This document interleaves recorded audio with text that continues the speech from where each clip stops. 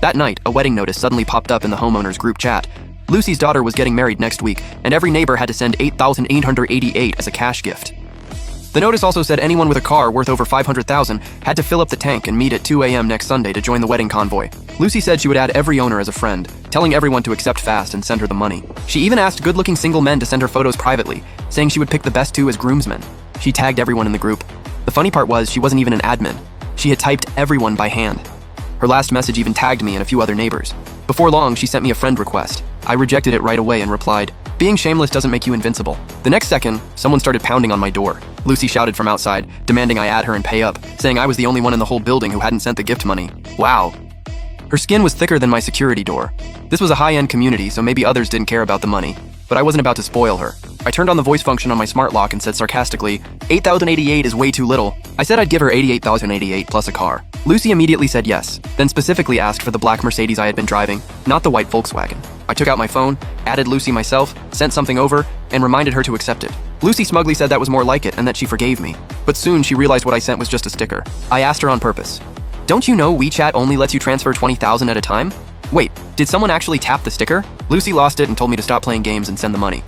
I said this time I'd really transfer it. 4 transfers of $20,000 plus one $8,088. Now the amount was right. But Lucy realized again that all she got were stickers. I ignored the yelling at my door and calmly waited for the police. Soon the officers arrived at the community. As soon as Lucy saw them, she said someone inside owed her money.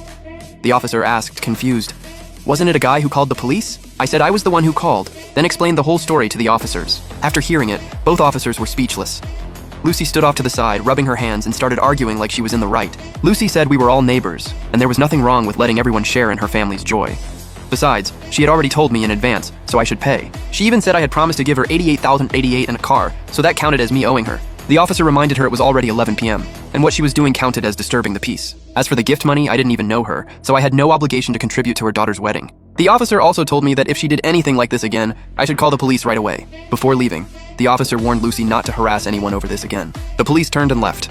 Before Lucy walked away, she threw out one last threat, telling me to wait and see. A while later, just as I was about to sleep, I heard pounding on the ceiling, jumping around, and all kinds of banging from upstairs. Turns out Lucy lived right above me.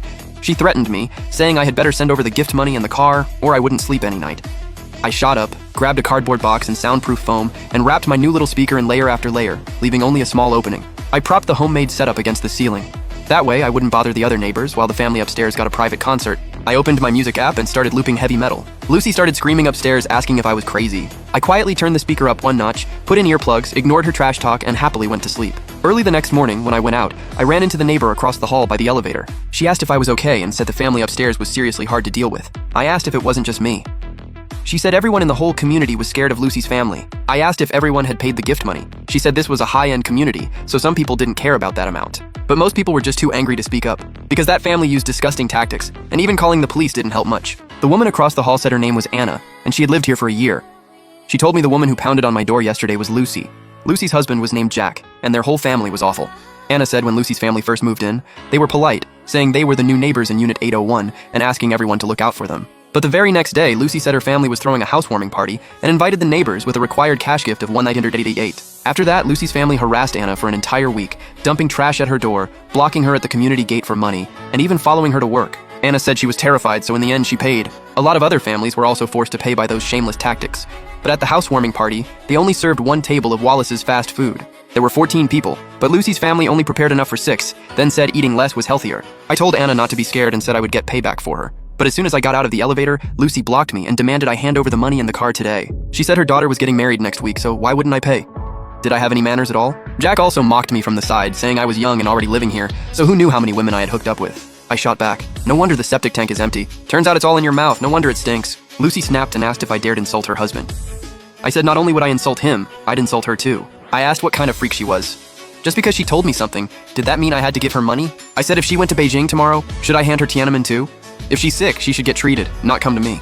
I'm not a doctor. Jack nervously shouted Lucy's name and suddenly screamed at the top of his lungs that someone was being killed. He yelled that he was calling the police, then dialed the phone and said someone here was killing people.